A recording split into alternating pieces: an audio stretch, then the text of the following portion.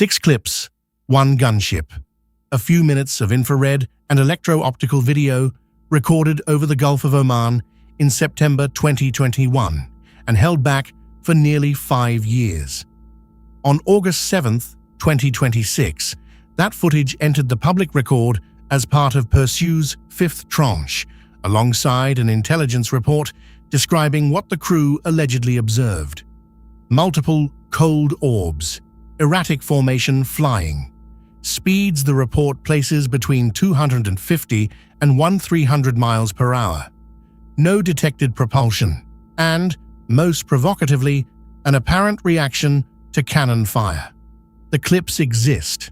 The harder question is narrower. What do they independently establish, and what rests entirely on the government's own assertion? Start with the aircraft, because the aircraft constrains the evidence. The AC-130J Ghostrider is an Air Force Special Operations gunship, a 30mm GAU-23, a cannon, a 105mm howitzer, precision munitions, and a multispectral targeting suite built to find and hold small, moving, uncooperative targets at night. That matters both ways. This is a genuinely capable sensor operated by trained aircrew, not a phone camera.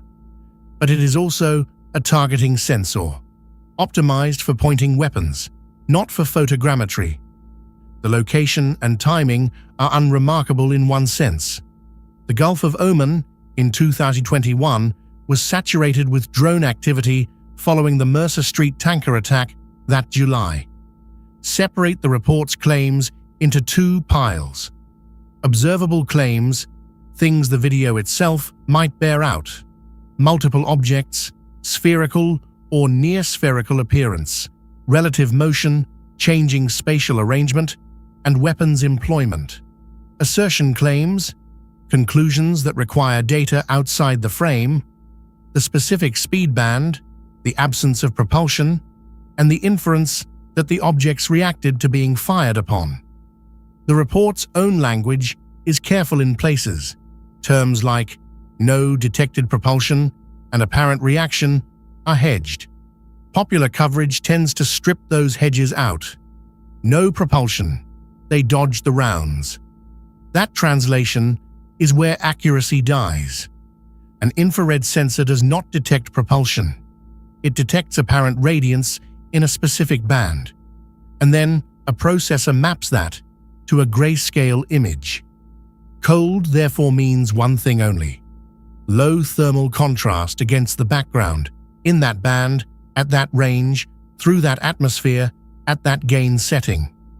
There are mundane explanations for a low contrast return: a thin, highly reflective, or low emissivity surface, water vapor absorption over a long slant path, automatic gain control saturating on the sea or sky and crushing the target's signature, a sensor tuned mid-wave rather than long-wave or displayed in inverted polarity.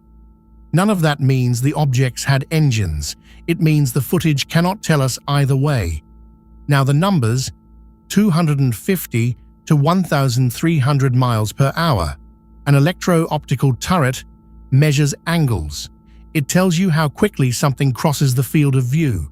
Converting angular rate into velocity requires slant range, and range to a small, unlit, non-cooperative object is the single hardest value to obtain. Laser rangefinders can fail to return off small or low reflectivity targets. Radar may not hold a track at all. Notice what the spread itself reveals. A factor of more than 5 between the low and high figure is not a measurement. It is a family of solutions derived from assumed ranges. And own-ship motion generates parallax. Some apparent maneuvering may be the gunships, not the objects. The cannon fire claim is the most consequential and the most testable. To support intentional evasion, you need 3 things synchronized to the frame: a rounds-away timestamp, a plausible time of flight to the target's estimated position, an object motion occurring after the rounds could have arrived. Not before, and not after the projectiles had already passed. There are complications. Firing a 30mm cannon perturbs the airframe and the sensor's stabilization loop. Gun gas and muzzle flash can inject artifacts. Apparent displacement in the frame may be the turret recovering, not the object maneuvering. Absent that synchronized timeline, apparent reaction is an interpretation the crew offered, not a finding the video demonstrates. So what remains? Quite a lot if the release is complete.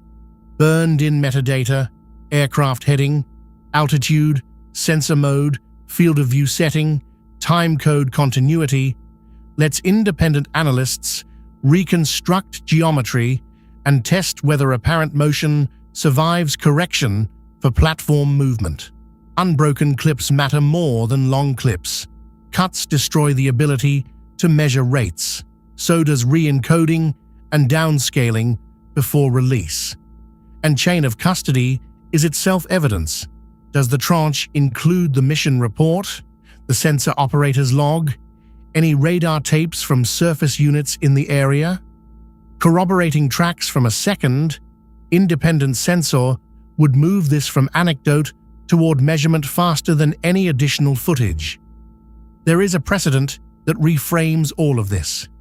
In 1953, the Navy's Photographic Interpretation Center in Anacostia analyzed the film Delbert Newhouse shot over Tremonton, Utah in July 1952. Analysts reportedly logged on the order of 1,000 hours on it. Their conclusion: the objects appeared self-luminous and were not birds, balloons, or aircraft. Weeks later, the CIA-convened Robertson panel reviewed the same film and attributed it to seagulls. Both halves of that story are instructive. Rigorous military imagery analysis, reaching an unresolved finding, is not new. It is 73 years old, and the panel's rebuttal turned on precisely the weakness we face now. Film alone cannot fix range, size, or speed. Where does that leave the Gulf of Oman clips? They appear to show multiple low-contrast objects, tracked deliberately by a competent crew in a contested corridor during a weapons engagement. If authentic and unedited, that is a serious document, worth the analysis it will now receive. But the headline figures belong to the report, not the footage. Speed without range is an assumption. Cold in infrared is not the absence of propulsion. Motion near gunfire is not evasion. For context on the reporting environment, AARO's most recent annual accounting logged 319 UAP reports. Separately, and this is a distinct count, not a subset, the office recorded 50 UAS notifications near nuclear sites in fiscal year 2025, up from 18 the prior year. The path forward is unglamorous. Full metadata, unedited clips, corroborating radar. Until then, the honest verdict is the one the analysts of 1953 would recognize: unresolved.